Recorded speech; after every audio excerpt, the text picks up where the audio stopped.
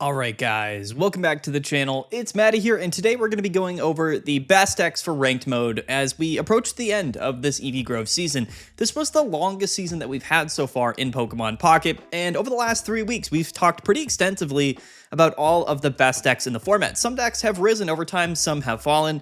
Some decks were really relevant for short periods of time and then they quickly fell off. So what we're doing in today's video, and this is going to be a very short one, is basically just going over whatever I think right now are the best decks in the game in general. So these are going to be the best decks for the ranked mode. I know that some people or most people are probably at Master Ball right now, but some people are looking to make that final push towards this last week of the season. I believe that every deck we're taking a look at in today's video is some of the best decks in the entire game. And I think that right now, towards the end of the season, things are so spread out that it's really impossible to know which deck is really the number one deck. But what we do know, I think pretty solidly, is that there's a handful of decks that are amongst the very top. So that's what we're going to be going into today. No tier list this week. We did have Meta Monday, and then the trailer was leaked yesterday, and we talked all about it. More news will probably come in the upcoming days, but this is going to be my last video talking about or ranking all of the decks, so to speak, in this sort of format, because again, the season ends in, I believe, only 4 or 5 days. So again, good luck to everybody in your final push to Master Ball, or if you're kind of looking to push farther into the Master Ball tier and get to top 10,000, 5,000, whatever it might be. I think that these are all of the best decks to allow you to do that. So if anything's not on this list, it doesn't mean that it's not a good deck, but in my mind, these are the top, I think, 8 decks is what we've gotten so far. So anyway, let's get right into it. Don't forget to like and subscribe. So the first deck, of course, Giratina and Darkrai. We all know about this deck. It's changed quite a bit over the last few weeks in this format. I think that kind of the pure traditional sense, Giratina Darkrai is, at its core, just the most consistent deck in the game. And I think that people really have fallen back on the old traditional strategy of 2 Darkrai, 2 Giratina, and then a ton of trainer cards that are all pretty useful. The reason this deck is very consistent, even though we're playing a ton of one-ofs, is because all we need is these 2 Pokemon to really, win games. They both function very well together. They're independently quite strong. The matchups for Giratina and Darkrai are interesting because traditionally it struggles against things like Charizard or Solgaleo, and Buzzwole is another one that Giratina and Darkrai can struggle with, and you would think Oricorio as well, but Giratina Darkrai never has terrible matchups across any of those deck lists. So when you're playing Giratina and Darkrai, it really is a numbers game. You're playing a consistent deck, and the more games you play, the more games you're going to win, just because your opponent isn't as consistent as you are. And I think that's definitely an inherent upside to Giratina Darkrai. It is one of the decks that did win one of the Ursa Days tournaments in this format. There are 3 decks across the last 4 Ursa Days tournaments to have won, and this did win, I believe, the 3rd tournament, the 3rd week of this format. Giratina Darkrai is still good. Now, what I am curious about is whether or not it'll stick around in the next format, in the next season, and in the next metagame. After A4 releases, a lot of stuff is going to change in the metagame. So again, we'll have to see. But if any deck is going to stick around for next format, it will be Giratina and Darkrai. Okay. So moving on, we also have Buzzwole. Now, Buzzwole actually won the last Ursa Days tournament, and I think we talked about it a bit on Meta Monday. Buzzwole is just, in general, one of the most consistent strategies, one of the most consistent decks in the entire game, and I think one of the biggest upsides to Buzzwole is that, again, similar to Giratina and Darkrai, its board state seems to always be achieved. Now, the way that people are playing Buzzwole most recently is going to be the Pheromosa variant. And I think the main reason for that is that Pheromosa does quite well in the face of a lot of these deck lists that are becoming more popular in the format. Doing the bench damage and playing 2 copies of Cyrus kind of makes this deck very similar to the Greninja Sylveon Giratina deck, which is, of course, kind of the number 1 deck of the format. But I do think that the Buzzwole kind of functions quite similarly to all of those decks. It does quite well against any of the fossil decks if you go against it, because we are being able to hit the bench for Pheromosa.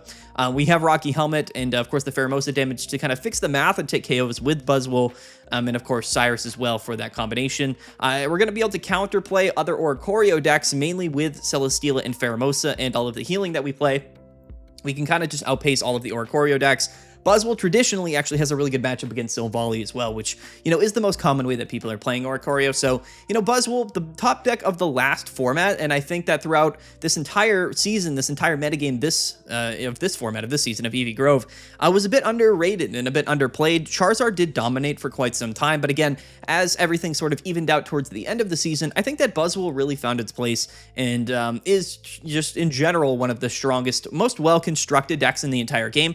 the Ultra Beast package is ridiculous. I mean, Celesteela, Pheromosa, Buzzwole, all being able to utilize things like Lusamine and Leaf Cape for our grass Pokemon. It's just, it has like everything going for it, and we can heal with Erica's.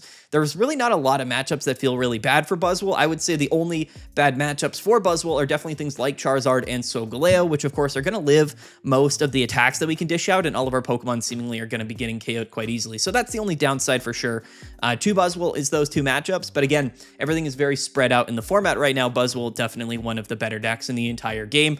Not much different than Giratina Darkrai in that sense, where I do think that next format, even when things are being changed so much, I think Buzzwole has a really solid chance of carrying on into a future metagame, just because the package is so predefined. You know, it just doesn't need anything else. It has everything that it really needs. Unless something like this gets power crept, I just don't really see Buzzwole not being a good deck for quite some time.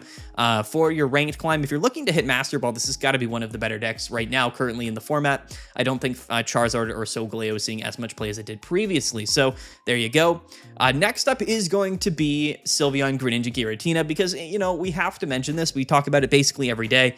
This is the most played deck of this format, but it's also probably one of the most, I guess, strong decks in the game. You know, like, this is an awkward deck when you look at it. There's just a lot of things going on. It's one of the more unique decks playing Sylveon EX, because it's not actually reliantly paired with a stage 2 rare candy attacking Pokemon. By the way, if we have to call it the energies, Giratina Darkrai plays Dark Energies, Buzzwole plays Grass Energies, and then this deck list here is one of the only decks that's ever really been in the metagame that plays two different types of energies. And in this deck list, we are playing Water and Psychic Energies. Most commonly, you could just play Psychic Energies. That will make things a little bit more consistent on the Giratina side of things, but being able to attack with Greninja is definitely a high upside. I think that this deck list really is one of those types of, it's kind of a high roll deck in that sense, where yes, our attacking Pokemon is Giratina, which isn't a high roll Pokemon in any sense, and Sylveon makes this deck really fast paced and really consistent, but it's all about getting that really perfect board state out as early as possible. And sometimes we do go turn 2, you know, we have got 3 energies on Giratina, we've got our Sylveon, we've got 5 cards in the deck, and we've got like double Greninjas on our bench, right? That happens with this deck list. And when it happens, it's very, very difficult. What's interesting about this deck list, which is again, an example of this deck that did well recently, it's actually playing one Team Rocket Grunt instead of Mars. I think that a lot of people, especially in this format, weren't very flexible with that sort of 18th, 19th, 20th card in their deck list. A lot of people just sort of elected, especially in tournaments, to just play like one copy of Mars or one copy of a red card, because what it does is it evens the playing field, right? There's definitely going to be some scenarios where, especially with Sylveon in the format, your opponent just draws a whole bunch of cards, and the only way to really counterplay your opponent having a bunch of cards in their hand is to play those Mars/red card options, which is, again, the only counterplay to things like Professor's Research and Sylveon, which, you know, see a ton of play in a ton of different decks in the format right now. And I think that it kind of makes sense. But at the same time, there's a lot of options that you can play in your deck list that is going to be decent for different scenarios. Team Rocket Grunt, I think, is a pretty underrated card ever since it was released. Yes, it's definitely an RNG-based card, but discarding 2 to 3 energies from your opponent's active Pokemon is oftentimes just an auto-win condition. Sometimes you just get lucky with Team Rocket Grunt, and then you win the game. And I think that it's a strategy that not many people employ. Again, I don't think the deck changes that much by cutting 1 copy of Mars for Team Rocket Grunt, but when you take a look at a lot of the other Pokemon and decks in the format, even discarding 1 energy can be the difference between you being ahead or behind on a turn or in terms of pace, right, in your matches. So anyway, the Team Rocket Grunt is just a little bit of a spicy tech that I've seen some people play in a recent tournament that did well. But, you know, in general, I think that this is definitely one of the strongest decks in the game. I don't know if it's like inherently the strongest deck, but it's one of the most, I guess, flexible in that sense, where it's really consistent, really strong, and has a lot of different win conditions, right? It's just sort of unique in that aspect. No surprise that it won the first 2 tournaments of this format and ended up being one of the better decks of this format. So you got to recommend it. It's just really, really strong. Next up is Charizard. So yes, Charizard is in this video. I still think Charizard is a strong option. Again, here we do have 1 Sabrina and 1 Mars. So, you know, I keep showcasing decks with Mars because these are the deck lists that I see in tournaments that do well. But the reason why I think that all of the well-performing Charizard decks in tournaments are playing Sabrina and Mars is because that's just sort of the common way that people are playing the deck list. I always play Guzma instead of Mars, and I've said it week after week. Basically, every time we talk about Charizard, I talk about swapping Mars for something like a Guzma. You could also just put in red. It functions quite similarly, and it really does help you get around a lot of those giant capes, which almost every deck is playing right right now. Charizard is all about getting set up and then sweeping your opponent. If we're not one-hit KOing Pokemon, that makes things a bit difficult, and the only Pokemon that we're not one-hit KOing are Pokemon with giant capes. So that's why we would be playing Guzma or Red. It effectively does do the same thing. So yes, I actually think that throughout this entire format, even though Charizard never got first place at an Ursa Days tournament, I do actually think that Charizard was by far the strongest deck in the meta in this entire season, and I think it still is. Now, it's a deck list that doesn't love going against Oricorio, and it is a deck list that sometimes can just do nothing, right? Whenever you're playing these Stage 2 Pokemon, sometimes they just don't draw the cards you need, and then you just lose games. And I know that some people who have tried to play Charizard on the ladder have those very similar experiences. It's hard to describe to somebody that is picking up a deck and then playing like 5 to 10 games why that sample size or why that experience doesn't really justify or explain anything in reality about the deck list. So if you're somebody that's looking to maybe you just pulled your second Sylveon and you're maybe trying to grind some rank battles, like even if you lose the first 5 games with Charizard, like don't worry, because you could just win the next 10.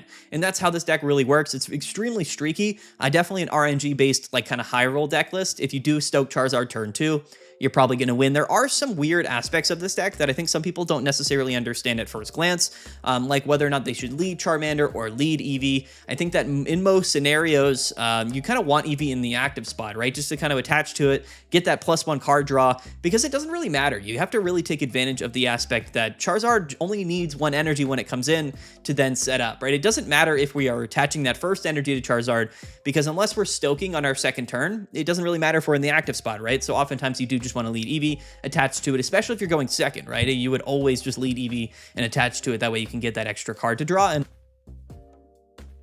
sorry, I muted my microphone. Also for when you don't, like if your opponent KOs you, right? If you're playing against like an aggro deck and on your second turn, Charmander gets KO'd in the active spot, that's really bad. So there's some nuance to this deck list for sure. And I think that playing against the Oricorio matchup is also a little bit more nuanced in terms of like the decisions you have to make and being a little bit more patient in your strategy. So I think that this is a deck that I initially always said was one of the best decks for ranked mode just because of how linear it is. But surprisingly enough, I think that some people don't fully understand all of the aspects of this deck list. So anyway, I'm just kind of going on a tangent about Charizard. This video is meant to be very quick. But anyway, Charizard's still definitely one of the best decks in the game. Taking a look, actually, if we just pivot and we talk about all of the new stuff that was sort of showcased in A4 to be coming in that trailer, that was leaked, rather, or posted early, I actually think Charizard has a really strong potential to still be one of the better decks in the game. Even if no new cards come out that we add into Charizard, it's still going to be one of the better decks. I just think that 150 is 150, and then Charizard is just a consistent option. We can slap a Giant Cape, live an attack from Lugia. We can 1-hit KO Ho-Oh, Lugia, Umbreon, Espeon, really most things in the game. So Charizard is very bulletproof, and I think it probably will continue on into next format if I had to guess. So again, we have no idea, but anyway, Charizard is Charizard. Next up is going to be the Flareon Leafeon deck. So again, this is a deck list that always had a pretty decent high win rate, whether it was in tournaments and people grinding up to rank ladder. A lot of people played this deck list and a lot of people were successful with it. This is a deck that can also struggle against Oricorio. This one Leafeon is really our only option. If this thing gets KO'd or targeted down, then there's really nothing you can do. But this is a very, very consistent tempo-based deck list. I think that Flareon in general is one of the most underrated Pokemon of this entire set. I remember when EEVEE Grove was announced and we saw Flareon, a lot of people disrespected it and they said, you know, this card really isn't that good. And I think people just didn't fully understand the strength of the combust ability. To be able to conserve energies or reuse energies or recycle energies in Pokemon Pocket is always extremely, extremely powerful. It's basically like Lucamine in the form of an ability.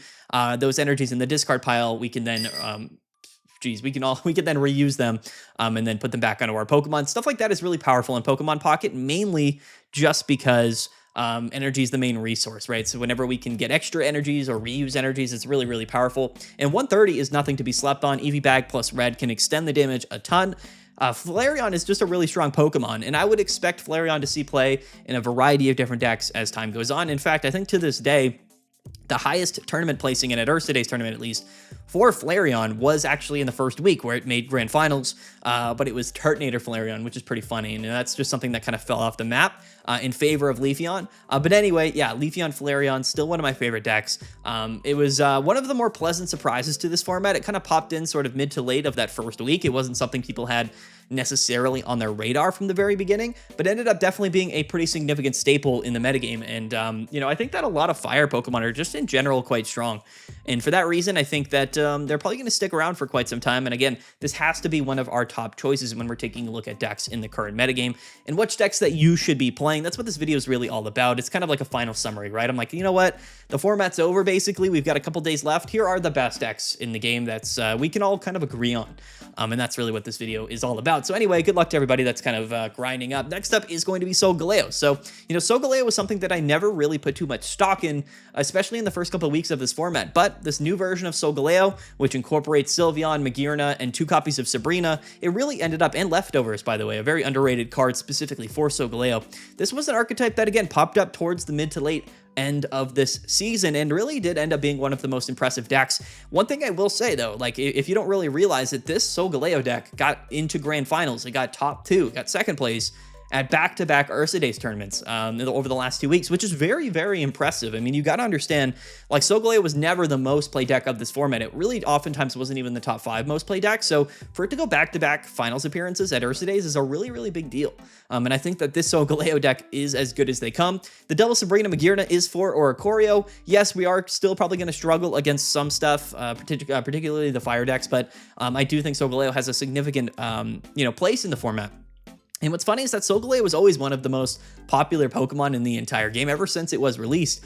Initially, it was played with Skarmory, and it wasn't that good, but a ton of people played it. Last format, people were playing it with Shiinotic, and not that many people played it, but it was actually a decent amount of people played it. But it was one of the better decks in the format. Now I think Solgaleo is still here and revitalized because of Sylveon, and I think that's really, really cool. So yeah, if you're a Solgaleo enjoyer, this would be definitely the version of the deck that I would most recommend. And if you don't have Sylveon, technically you can play this exact same list, but play Shiinotic, and it's probably going to function pretty similarly. But for the most part, I think Sylveon is kind of agreed to be a bit better. This deck is playing only metal energies. This deck plays only fire energies, and then this deck, of course, plays fire energies as well. Anyway, I keep forgetting to talk about the energies in the video. Next up are some Oricorio decks or some electric-based decks. So I do think that Sylvally Oricorio and Zeraora, really the mesh between Sylvally Oricorio and then Turbo Sylvally is what we called Zeraora in Sylvally, is kind of the agreed upon best way to be playing Oricorio in the format right now. That might change next format. We'll have to see. Tapu Koko and Arceus is a deck list, but I don't think it's necessarily as much played, and it certainly isn't as one of the most dominant decks of the format. Whereas Sylvally Oricorio was consistently one of the better decks. I do think that it had the opportunity potentially at I believe it was the second week of the season to be the #1 deck of the format. It really is kind of the #1 aggro deck while also being the #1 control deck of the format. And again, Sylvally is really, really strong. The new Pichu, baby Pichu card that was released in A4 in that trailer kind of scares me for Sylvally decks moving forward because we've gone into that a little bit. But anyway, Sylvally is certainly something we have to keep our eye on as a Pokemon that will continue to pop up in the future metagames. Again, this season, it was still one of the more played Pokemon and definitely one of the best aggressive, if not really the only true aggressive archetype in the game right now. Very, very consistent. Gladion is insane, and the Brave Buddy's attack is just crazy. 100 damage, 2 colorless energies on a non-EX Pokemon. It's just crazy. It's just crazy stuff. The Giovanni, I think, is needed in the deck list, and I do believe that this deck list here, as we see, is probably built pretty accurately, if we're being just completely honest with you. I like this list a lot. I don't have too much else to say about it. Again, if you wanted to play a non-EX archetype, this is really the only true non-EX archetype in the format right now, at least in terms of decks that are not playing any EX Pokemon. So yeah, here is Sylvally, very, very strong. We had to include it in this video, most definitely. And then lastly is going to be Magnezone. And this is also playing 1 copy of Oricorio, 2 different EV, which is interesting. I don't think that the 2 different EV count here really matters that much. Realistically, the whole core of the deck is 2 Sylveon, 2 Magnezone, and we're playing both electric and psychic energies. A very underrated deck in the format. I believe Jody took this to top 16 last weekend at Ursa Days. Definitely one of the more underrated decks across this entire format. Magnezone has always been a pretty direct counter to Sylvally ever since Sylvally entered the format, and I think it kind of does well in that sense. But in general, I think Magnezone is just pretty slept on, and I kind of would love to see Magnezone continue on in the metagames. But yeah, this deck list is consistent. We were able to utilize Sylveon pretty effectively, and we can force our opponent to go through 2 Magnezones and Oricorio potentially, and then have to go through Sylveon EX, right? Which is definitely a lot for your opponent to have to go through. Giant Cave does bring Magnezone up to 160, and that gets you out of range of getting KO'd by a lot of things, or we can attach Giant Cave to Sylveon, which also puts it out of range for a lot of different stuff here. We have Sabrina, we've got Mars, or not Mars, we have got Sabrina and Cyrus. We have 1 copy of Red to extend our damage to hit for 130. That's certainly very relevant relevant. I do think one Pokemon communications is pretty important here. The main downside to Magnezone is, unlike other Stage 2 Pokemon, you are reliant on having and going into that Stage 1 Pokemon, right, the Magneton, because that's what's going to be generating that electric energies to allow Magnezone to attack. That's pretty unique. There's nothing really else in the game that does that. All of the other Stage 2 attacking Pokemon, and really all of the Stage 2 Pokemon in general, are a bit reliant on Rare Candy. This deck doesn't play Rare Candy. We have to just sort of play 2 Magnezone instead, which, you know, is totally fine. But what it does do is it allows Magnezone to be actually a little bit stronger going first, which is not something that many decks can say, right? So I think that's definitely a pretty unique aspect of Magnezone. But there we go, guys. A short video today. Again, I just wanted to kind of put a little final end. I just wanted to take some time and finalize sort of my list here. Again, no tier list this week. I think that, you know, first of all, the season's about to be over, and I know that there's just a couple of days left of the ranked season, and some people are grinding to Master Ball, so I wanted to put this video out there, but there really wasn't too much that I had to say, because we've really already talked about all of these decks. I would say, at the end of the season right now, these are my top decks in the game. These are the 8 best decks that I would really recommend. I think anybody looking to reach Master Ball in this last week should just play any of these decks and play enough games, and you'll do well with it. I really do believe that. I think all of these decks are strong enough, and I think that anybody playing any of these decks could kind of play all the way up until like top 1,000. I think this ranked season and the inclusion of win streaks in Master Ball really did kind of open things up as far as, like, you know, you just need to play enough games. You know, I think that's really what the ranked mode in Pokemon Pocket really is right now. I think it's pretty easy to get to Master Ball now with the win streaks and Ultra Ball. You just got to keep playing. You could even get to Master Ball with like a 40% win rate, but you know, climbing far into Master Ball is really just about the grind. So anybody that is kind of looking to climb, you know, play any of these decks, I would really recommend all of them, and just keep playing. Play a bunch of games, and it'll probably work out for you. You just got to kind of stick in there for quite some time. So anyway, guys, there it is.